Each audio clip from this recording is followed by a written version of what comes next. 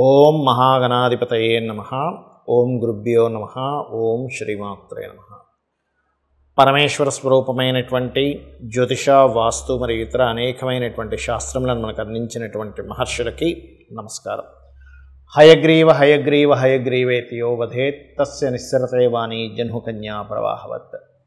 అరుణాం కరుణాతరంగితాక్షీం ధృతపాశాంకుశపుష్పబాణచాపాం అనిమాదిభిరావృతాం మయూకైః అహమిత్యేవ విభావయే భవానీం. శ్రీమాత్రే నమః. ప్రేక్షకులకి ఆ లలితాంబిక అమ్మవారి యొక్క అనుగ్రహం పరిపూర్ణంగా కలగాలని మనస్ఫూర్తి కోరుకుంటూ మనం ఈరోజు 30వ తేదీ నుంచి 6వ తేదీ వరకు ఉండేటువంటి ఈ యొక్క వార ఫలితాలు, ఈ వార ఫలితాల్లో గ్రహాల యొక్క స్థితి ఏ విధంగా ఉంది అని చెప్పి చూసుకున్నట్లయితే, మేషంలో కుజుడు చంద్రుడు ఉండి ఈ యొక్క చంద్రుడు మేషం నుంచి మిథునం వరకు సంచరిస్తాడు ఈ వారం మొత్తము కూడా.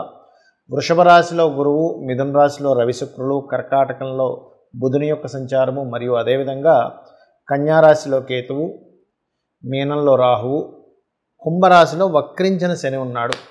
ఈ వక్రించిన శని ముఖ్యంగా ఎటువంటి ఫలితాలు ఇస్తాడు అనే దాని మీద కూడా మీకు ఆఖరిలో చెప్తాను. వక్రించిన శని జరిగినందుకు మీరు ఏం చేసుకోవాలి రెమెడీ కూడా చెప్తాను నేను మీకు. అయితే ఈ వార ఫలితాల్లో ఏ విషయాలు ఎలా జరగనున్నాయి, ఎటువంటి విషయాల్లో జాగ్రత్త తీసుకోవాలి, ఎటువంటి అదృష్టం మీకు పుచ్చుకునేటువంటి సమయం వచ్చింది, ఏ దేవత ఆరాధన చేసుకోవాలనే విషయాన్ని ఇప్పుడు మనం తెలుసుకుందాం. సింహలగ్నము, సింహరాశి. మీ యొక్క లగ్నాధిపతి ఆ రాస్యాధిపతి రవి లాభస్థానంలో ఉన్నాడు.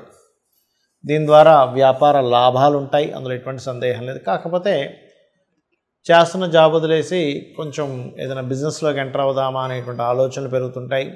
కొద్దిగా తండ్రి గారితో చిన్న ఘర్షణ వాతావరణం కూడా ఉంటుంది దీనివల్ల. ఎందుకు అంటే ఇక్కడ కుజుడికి రవికి ఉండేటువంటి డిస్టెన్స్ ఏదైతే ఉందో అటువంటి విషయాలను సూచిస్తుంది. బికాజ్ ఆఫ్ కుటుంబ స్థానంలో కేతు ఉన్నందుకు మీరు ఏదైనా అంటే మనీ రిలేటెడ్ మ్యాటర్స్లో గతంతో పోల్చుకుంటే ఖచ్చితంగా ఇంప్రూవ్మెంట్స్ అనేవి ఉంటున్నాయి, అందులో ఎటువంటి సందేహం లేదు.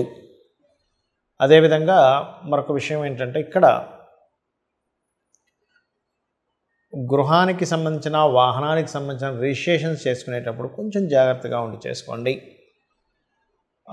గృహ నిర్మాణాలు, ఏదైనా ప్రాపర్టీస్ తీసుకోవడానికి, వాహనాలు తీసుకోవడానికి ఇప్పుడు సరైనటువంటి సమయంగా చూపిస్తుంది. అనుకూలంగా ఉంది చెప్పాలంటే సింహలగ్నం వారు, సింహరాశి వారికి. అదేవిధంగా ఫ్రెండ్స్తో కొన్ని విషయాలు షేర్ చేసుకోవడం వల్ల కొన్ని ఇబ్బందులు పడతారు. కాబట్టి కొత్తగా ఇప్పుడిప్పుడే ఓల్డ్ ఫ్రెండ్, చిన్నాటి స్నేహితులతో ఏం కాదు, కానీ కొత్తగా పరిచయమైన ఫ్రెండ్స్తో ఏవి కూడా మీరు షేర్ చేసుకోకండి దయచేసి. అలాగే వివాహ సంబంధించిన విషయంలో దగ్గర దాకా సంబంధాలు వచ్చి మళ్ళీ ఇంకో సంబంధంలోకి మారడం, ఇటువంటి కండిషన్స్ సప్తమంలో ఉండేటువంటి శని వక్రగతి చూపిస్తుంది. కాస్త లాంగ్ జర్నీ చేసేటప్పుడు కొంచెం మీ యొక్క బిలాంగింగ్స్ అండ్ అనవసరమైన గొడవల్లోకి ఎంటర్ అవుతున్నాము అనేది కొంచెం చూసుకోండి లాంగ్ జర్నీ చేసేటప్పుడు. వృత్తి సంబంధించిన విషయంలో గ్రోత్ అనేటువంటిది ఉంటుంది. భూముల ద్వారా, గృహాల ద్వారా, కొత్త కోర్సెస్ నేర్చుకోవడం ద్వారా మంచి గ్రోత్ ఉంది. ఇక మీరు చేయవలసినటువంటి దేవత ఆరాధన ఏమిటి చూసుకున్నట్లయితే, దత్తాత్రేయుడి యొక్క ఆరాధన చేయండి. జై గురుదత్త, శ్రీ గురుదత్త అనుకుంటూ ఉండండి, అన్ని విధాలా బాగుంటుంది. మనకి శని వక్రగతి జరిగింది. ఈ వక్రగతికి అన్ని రాసుల వారు ఏమేం చేసుకోవాలి? ముఖ్యంగా ఈ శని వక్రగతి వల్ల ప్రధానంగా కొన్ని రాసులకి కొంత ప్రభావం, ఏదైతే ఇన్ని రోజులు లేట్ అవుతున్నటువంటి ప్రభావం ఏదైతే ఉందో తగ్గుతుంది, కొన్ని రాసులకి పెరుగుతుంది. అదేంటో కూడా చెప్తానండి మీకు. ముఖ్యంగా చూడండి, మొన్న రీసెంట్గా అంటే ఒక 1 ఇయర్ చేంజ్ నుంచి 1.5 ఇయర్ నుంచి ఏలినాటి శని ఏదైతే మీన రాశికి ప్రారంభమైంది అనుకుంటున్నారో ఆ మీనరాశికి ఇక్కడి నుంచి ఒక 4.5 నెలల పాటు ఆ యొక్క ఏలినాటి శని ప్రభావం తగ్గుతుంది. అలాగే కర్కాటక రాశికి అష్టమ శని ఉన్నటువంటి ప్రభావం తగ్గనుంది. అదేవిధంగా అంటే ఆకస్మికంగా జరిగేటువంటి సంఘటనల నుంచి బయటపడతారు. అదేవిధంగా వృశ్చిక రాశి వారికి అర్ధాష్టమ శని నడుస్తున్నటువంటిది, అది కూడా కొంతవరకు ప్రభావం అనేటువంటి తగ్గుతుంది. వృశ్చికం వారికి గుర్తుపెట్టుకోండి. అంటే ఈ మూడు కూడా పర్టికులర్గా ఈ 3 రాశుల వారికి అర్ధాష్టమ, అష్టమ ఈ శనులు నడుస్తున్నాయి. మరి మిగతా వారికి ఏలినాడు శని నడవట్లేదంటే ఇంకొక 2 రాసులు ఉన్నాయి. అదేమిటి అంటే కుంభం వారికి జన్మలో ఉండేటువంటి శని వెనక్కి వెళ్తున్నందుకు స్ట్రెస్ అనేది తగ్గుతుంది. అండ్ మకరం వారికి ఇంకా అయిపోతుంది, ఇంకొక 9-10 నెలల్లో అయిపోతుంది అనుకునేది కాస్త మళ్ళీ వెనక్కి వచ్చింది కొంచెం, అంటే జన్మల్లో కనెక్టివిటీ అవుతుంది. కాబట్టి దీనివల్ల కొంత స్ట్రెస్ అనేటువంటిది ఉంటుంది. అయితే మీరు అందరూ కూడా అసలు ఏం చేయాలి అంటే ఇది ఇక్కడ ప్రధానంగా శని యొక్క ప్రభావం ఇదేదో శని భగవానుడు మన మీద కక్ష కట్టి లేకపోతే మన మీద కోపంతోనూ జరిగేటువంటి ఫలితం కాదు. ఇది ఫస్ట్ మైండ్లో పెట్టుకోవాలి.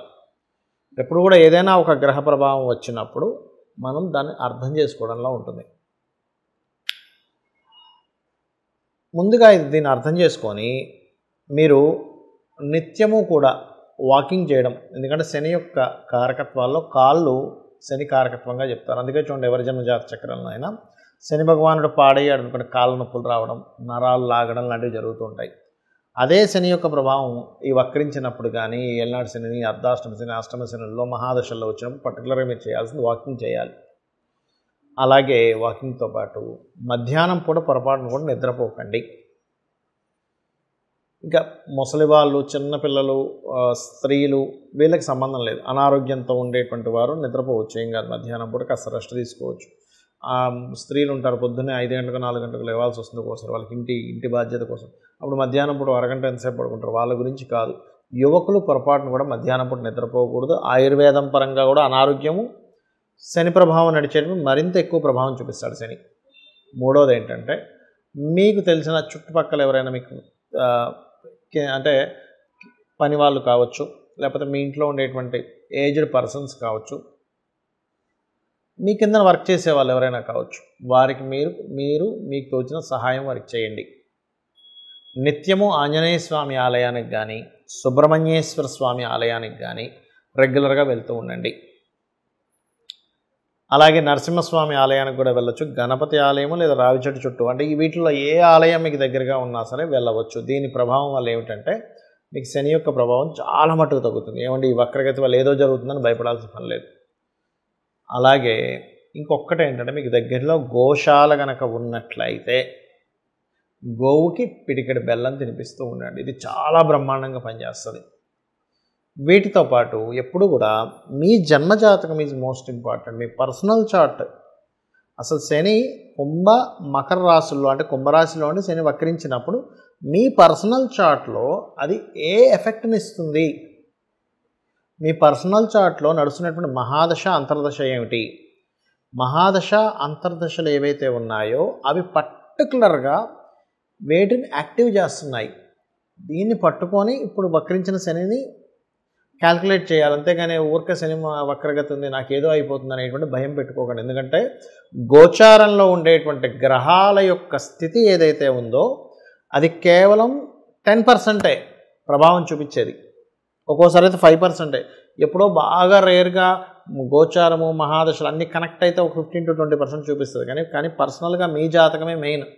అంటే మీరు జన్మించినప్పుడు ఉన్నటువంటి సమయాన్ని, నెలని, మాసాన్ని, అదే మన తేదీని, సంవత్సరాన్ని అన్నింటినీ తీసుకొని లగ్నం నుంచి ఏ గ్రహాలు ఎక్కడున్నాయి, మీరు పూర్వజన్మలో చేసినటువంటి పుణ్యం ఆధారంగా ఆ యొక్క పరమేశ్వరుడు ఆయా గ్రహాలు అక్కడ ఉండేలాగా మిమ్మల్ని ఎలా పుట్టించాడు, గొప్ప పుణ్యం చేస్తే ఇప్పుడు వచ్చేటువంటి గుడ్ రిజల్ట్స్ ఏమిటి, మనకు తెలుసో తెలియకో అజ్ఞానంలో చేసినటువంటి కొన్ని పాపాల వల్ల కలిగేటువంటి గ్రహాల స్థితి వల్ల మనం ఎలా తగ్గించుకోవాలనేటువంటిది తెలుసుకుంటూ మీరు ఎటువంటి కర్మలు చేసినా ఒకటే గుర్తుపెట్టుకోండి, మీకు తెలుసో తెలియకో అజ్ఞానంలో కొన్ని కర్మలు చేసేస్తారు. దీనికి శాస్త్రాల్లో చెప్పినటువంటిది ఒకటి మార్గం ఏమిటి అంటే, నువ్వు బాధపడుతూ కూర్చోవాల్సిన పని ఏమీ లేదు. చక్కగా ఈ విశ్వంలో, ఈ సృష్టిలో ఉన్న ప్రతిదీ కూడా అమ్మవారిగా భావిస్తూ, ఈ పరమేశ్వరుడిగా భావిస్తూ మీరు కనుక మీ పని చేసుకుంటూ వెళ్తున్నారంటే 100% సక్సెస్ అయి తీరుతారు. అందులో ఎటువంటి సందేహం లేదు, గుర్తుపెట్టుకోండి. 100% అందులో 1% కూడా తగ్గాల్సిన అవసరం లేదు.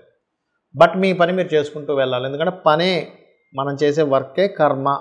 ఈ కర్మకి రిజల్ట్ ధర్మం గనక తోడైతే ఆ కర్మకి ఖచ్చితంగా మీకు ఆ ఫలితం అనేటువంటిది వచ్చి తీరుతుంది, గుర్తుపెట్టుకోండి.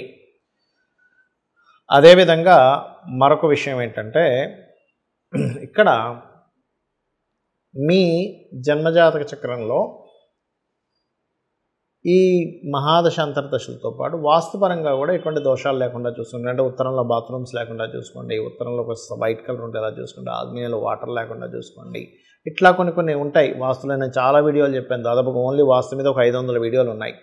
అవి చూడండి, చూస్తే మీకు పూర్తి వాస్తు అవగాహన వస్తుంది. అమ్మవారి అనుగ్రహంతో మీరు చల్లగా ఉండాలని మనస్ఫూర్తి కోరుకుంటూ శ్రీమాత్రే నమః.